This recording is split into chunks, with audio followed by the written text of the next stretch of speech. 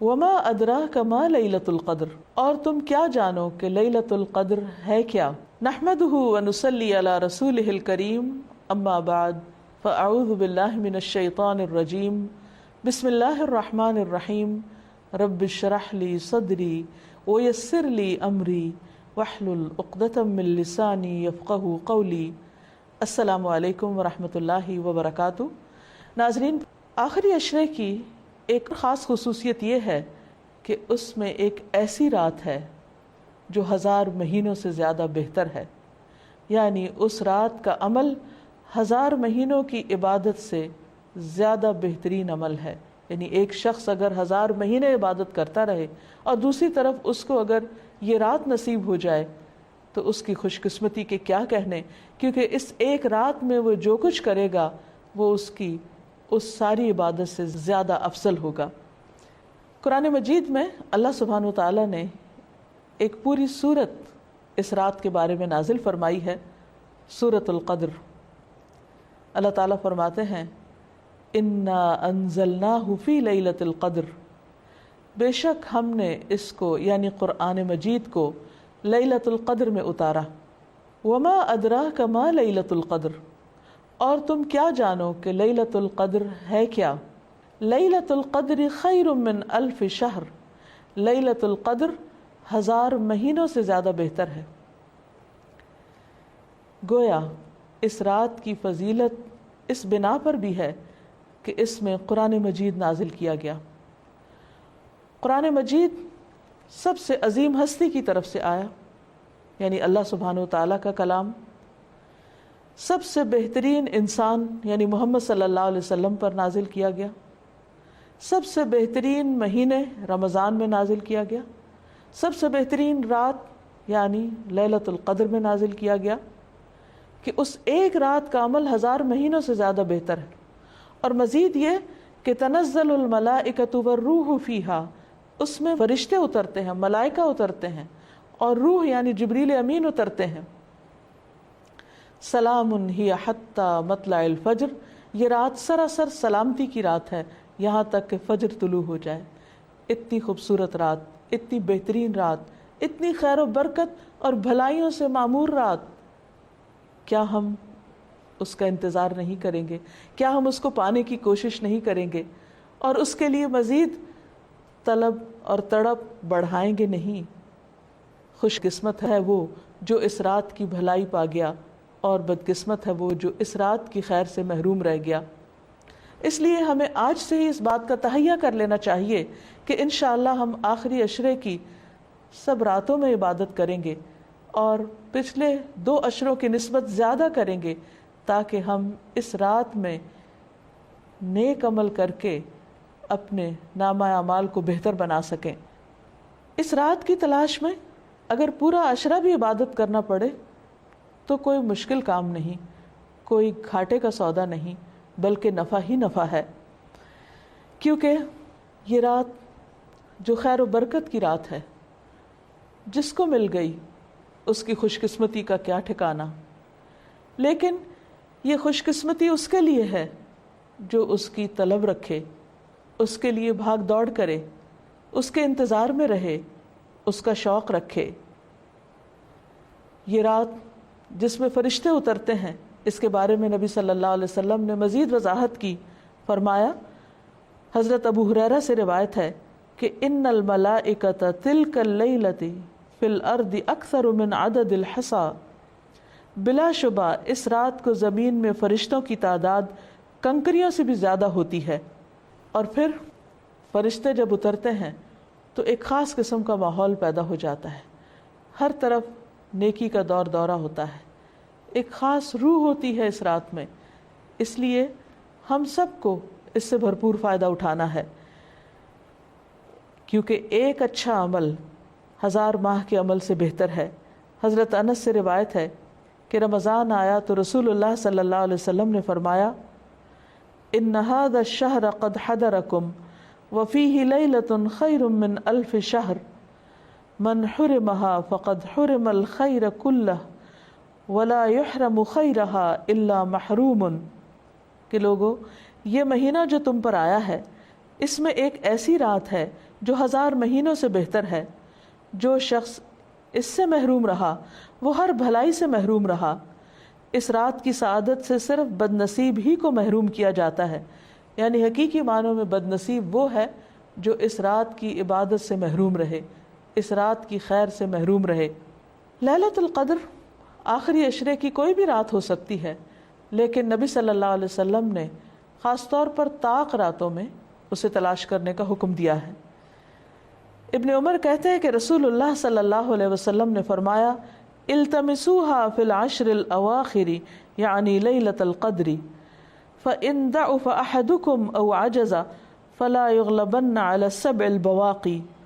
صحیح مسلم کی اس روایت کا معنی ہے کہ رمضان کے آخری عشرے میں شب قدر تلاش کرو، پھر اگر تم میں سے کوئی کمزوری دکھائے یا عاجز ہو جائے تو آخری 7 راتوں میں سستی نہ کرے۔ یعنی نبی صلی اللہ علیہ وسلم نے اس کو اور شارٹ لسٹ کر دیا، پہلے 10 راتوں کا بتایا، پھر آخری 7 راتوں کی طرف توجہ دلائی۔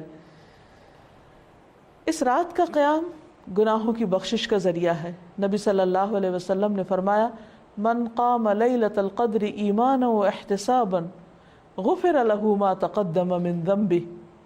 جس نے لیلۃ القدر میں ایمان اور احتساب یعنی ثواب کی نیت سے قیام کیا، اس کے پچھلے تمام گناہ معاف کر دیے جائیں گے۔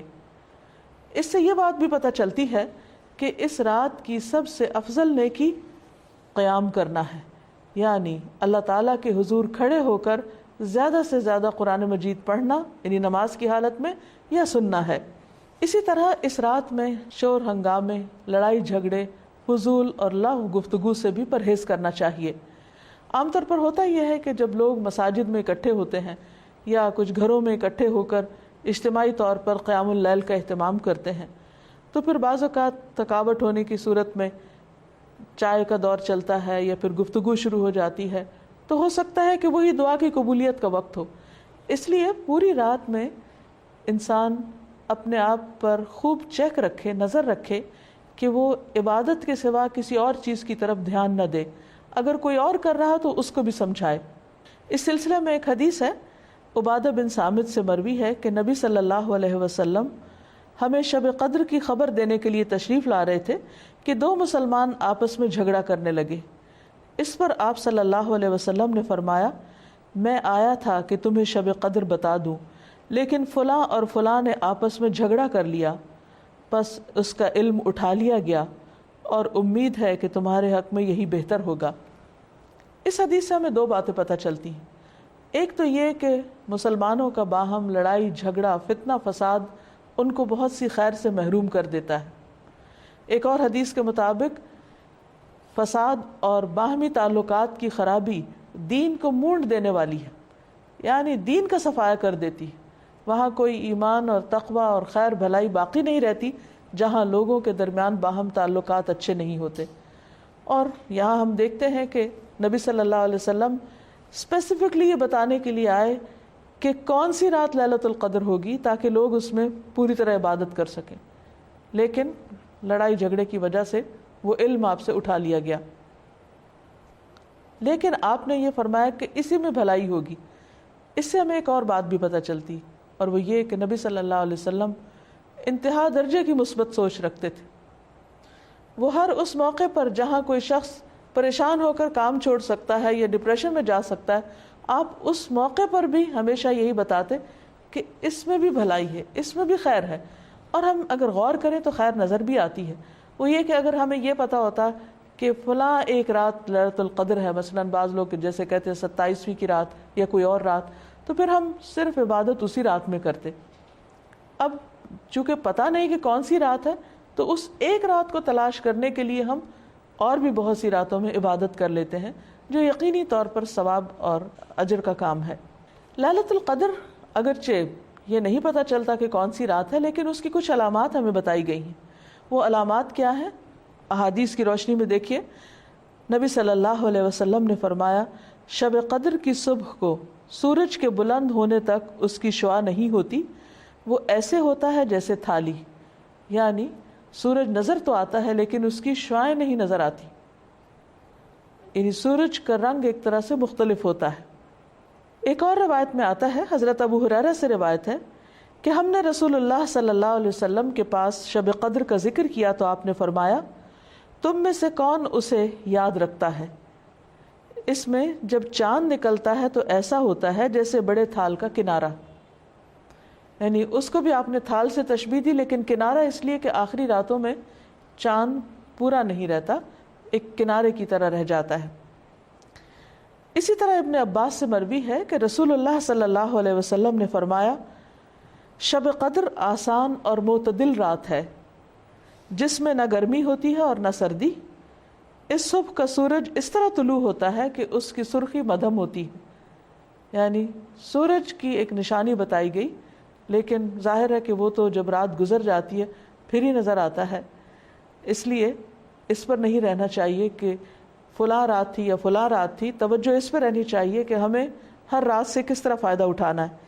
ایک اور روایت میں آتا ہے، حضرت زر سے روایت ہے، انہوں نے کہا کہ میں نے ابی ابن کعب کو یہ فرماتے ہوئے سنا، ان سے کہا گیا کہ حضرت عبداللہ بن مسعود فرماتے ہیں کہ جو آدمی سارا سال قیام کرے وہ لیلۃ القدر کو پہنچ گیا۔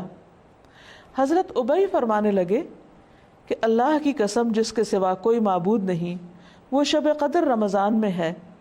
وہ یقین کے ساتھ قسم کھاتے ہیں، اللہ کی قسم بے شک میں جانتا ہوں وہ کون سی رات ہے۔ یہ وہی رات ہے جس میں اللہ کے رسول صلی اللہ علیہ وسلم نے ہمیں قیام کا حکم دیا۔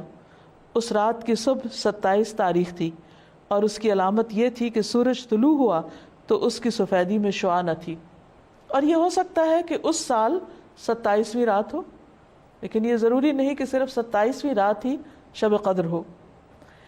ام المومنین حضرت عائشہ کہتی ہیں کہ میں نے پوچھا اے اللہ کے رسول صلی اللہ علیہ وسلم، اگر میں شب قدر پالوں تو اس میں کیا کہوں، یعنی کون سی خاص دعا مانگوں؟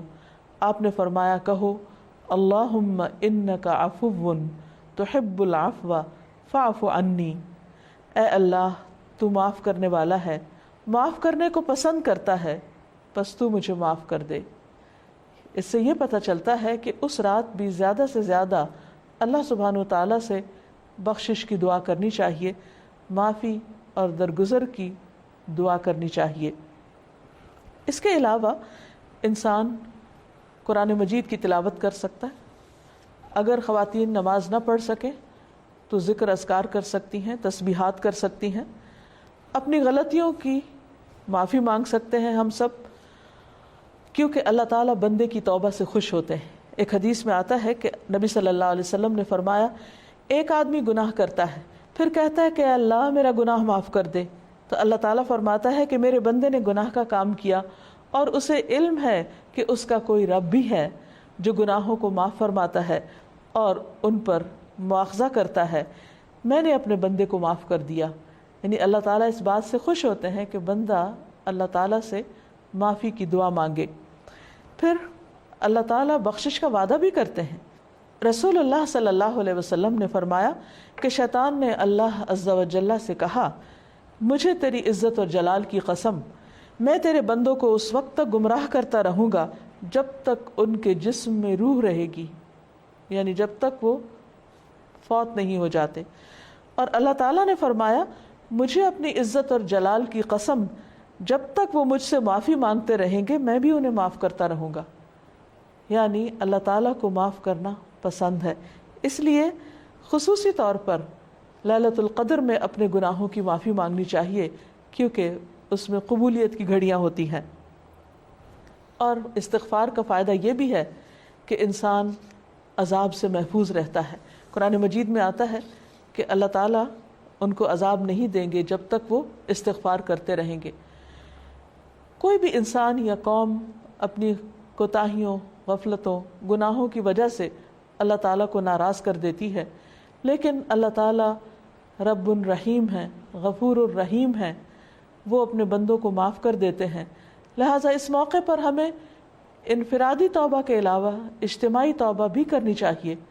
قرآن مجید میں اللہ تعالیٰ فرماتے ہیں وَتُوبُوا إِلَى اللَّهِ جَمِيعًا أَيُّهَا الْمُؤْمِنُونَ، اے مومنو سب مل کر اللہ سے توبہ کرو۔ اللہ تعالیٰ معاف فرمانے والا ہے، خواہ انسان کے گناہ آسمان کی بلندیوں تک ہی کیوں نہ پہنچ جائے۔ اور آپ صلی اللہ علیہ وسلم نے یہ بھی فرمایا کہ جو آدمی یہ بات پسند کرتا ہے کہ اس کا اعمال نامہ اسے خوش کر دے تو وہ کثرت سے استغفار کیا کرے۔ ایک اور روایت میں آتا ہے خوشخبری ہے اس کے لیے جو اپنے نامہ اعمال میں بکثرت استغفار پائے۔ اللہ تعالیٰ سے دعا ہے کہ اللہ تعالیٰ ہمیں یہ رات نصیب فرمائے اور ہمارے گناہوں کی بخشش فرما دے اور اپنی رحمتوں کا نزول ہم سب پر کرے۔ وآخر دعوانا ان الحمد للہ رب العالمین۔ السلام علیکم ورحمۃ اللہ وبرکاتہ۔